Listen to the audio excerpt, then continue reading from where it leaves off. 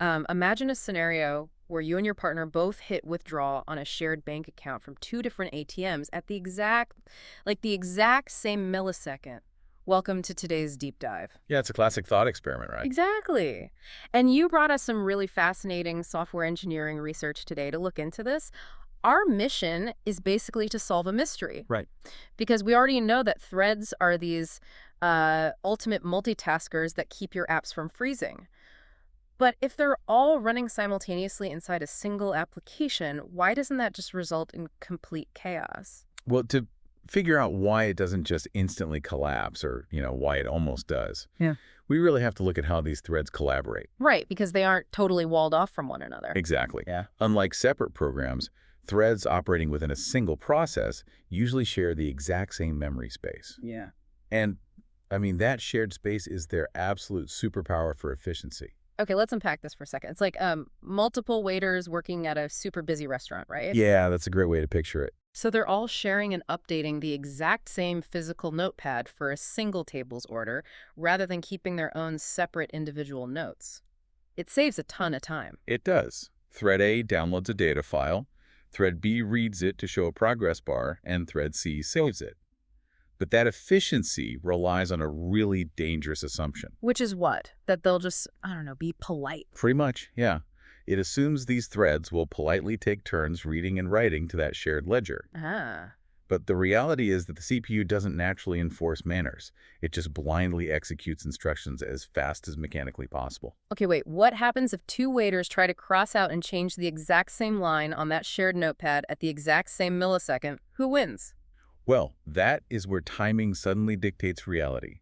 If two threads modify shared data simultaneously, the final result depends entirely on which thread finishes a split second faster. Oh, wow. But hold on, computers process things sequentially at the microscopic level, right? Someone just has to hit the ledger first. Doesn't the system logically queue them up? Not predictably, no.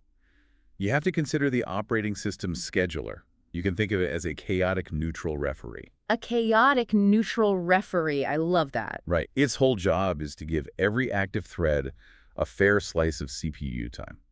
But the catch is, it can pause a thread at any given microsecond to let another one run. Oh, I see. So bringing it back to the bank, a thread could check the balance, see there's $100, and before it actually deducts 50, the referee just blows a whistle. Yes, it pauses the first thread and lets the second thread jump right in. And that second thread sees the identical $100, deducts its 50, and updates the balance to 50. Exactly. Then the first thread gets unpaused, resumes where it left off, and also updates the balance to 50. So the bank just lost $50 simply because the execution timing shifted. That sounds like an absolute nightmare to debug. I mean, if the operating system pauses threads randomly, how do you even test for that? You've hit on the core terror of this vulnerability.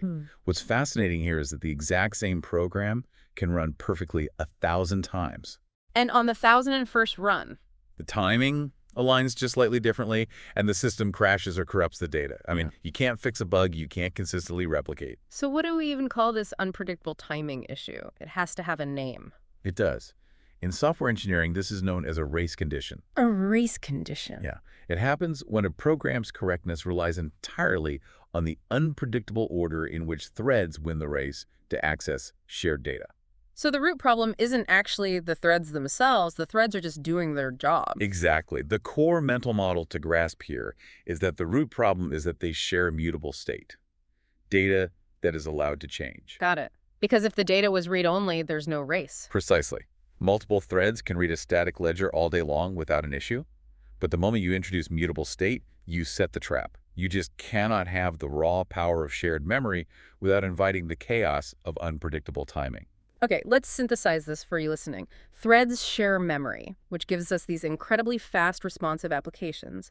But that very same shared memory introduces a catastrophic vulnerability if the data can be altered simultaneously. It really is a fascinating paradox. Our endless pursuit of ultimate efficiency is exactly what destroys our ability to predict the outcome. It really is. So if race conditions are a natural, inevitable consequence of shared memory, how do software engineers actually prevent them?